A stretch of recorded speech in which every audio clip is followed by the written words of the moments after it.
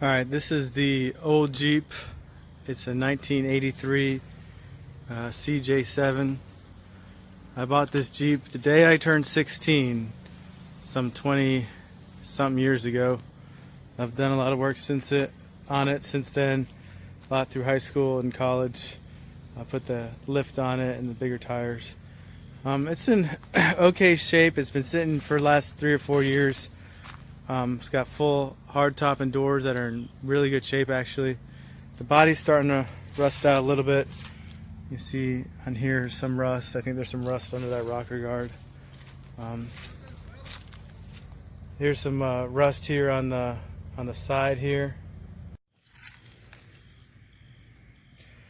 Like I said, the hardtop's in good shape. It's gray and black tinted windows. All the doors work. I have the keys for the doors. Windows work.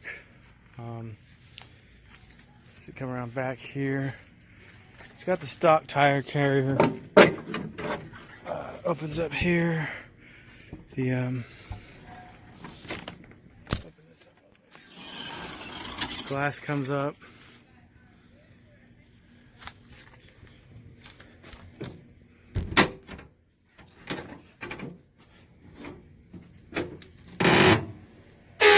Tailgate's down. I'll show you the inside a little better. Other sides, little worse rust on this side. You got some decent sized holes down here. Like bubbling up here around the edges. On the bottom here, that's probably the worst spot right there, right where the piece of the body comes down there. It's got Renegade stickers on it. Like I said, it's been sitting outside for a couple years, but it's been covered for the most part. Here, let's. It's got the inline 6. Took the battery out a while back ago. Just like I said, it was sitting. It's got the engine is out of an '89 Wrangler. I put it in 2000 and about 2000-ish, I think. It was rebuilt. It's in really good shape. It runs really strong. It'll start right up now and pull if I had a battery in it. I could put one in and start it if you want to hear it. Electric fan, 3-quart radiator. It's got a Weber carburetor. That's fairly new. It was put on not too far before it was parked. It's got a header on it. Flowmaster exhaust. Pretty recent exhaust system. It was driven every day pretty much until it was parked in here. Hold on a second. Alright, let's open it up here. Alright, the inside, like I said, the doors are in actually really good shape. All the windows work. It's got the smoker's vents or whatever you call those things. The reason it was actually parked was this: the steering column actually broke. It's pretty loosey-goosey here. That happened mainly because I think people were pulling on it to get in. I drove it for a while, and then my brother was driving it, and he broke it.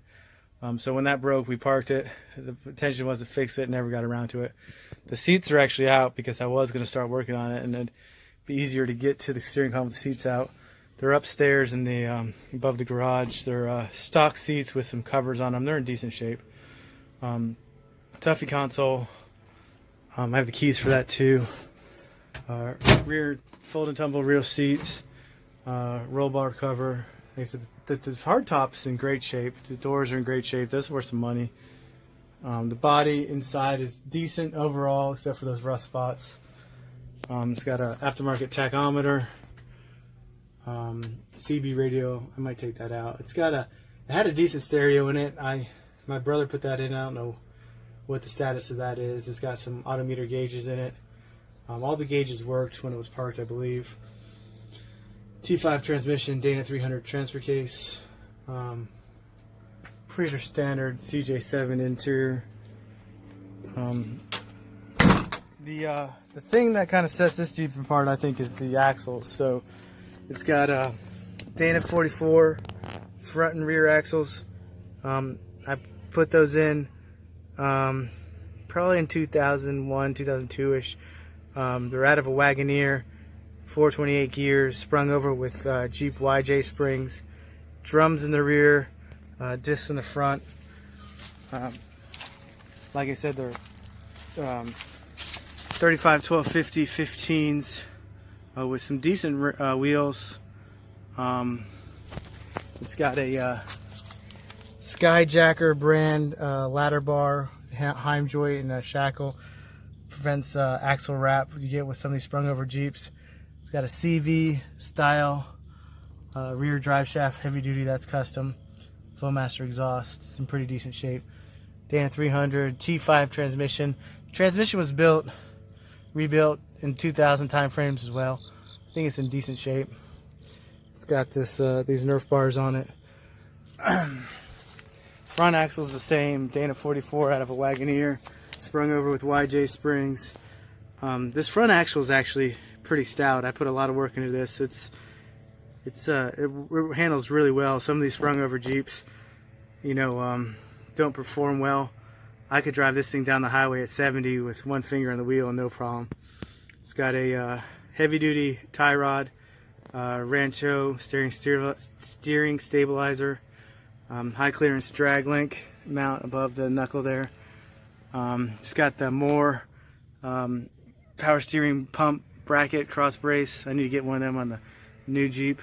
It's also got the heavy duty steering mount there on that side. Front axle stout on this thing. That's probably what I miss the most about it. But that's it. You know, 1983 CJ7. You know, needs some body work, maybe some interior work. But engine's strong, driveline's real strong. Let me know what you think. Do one more quick around the world view of the bad boy.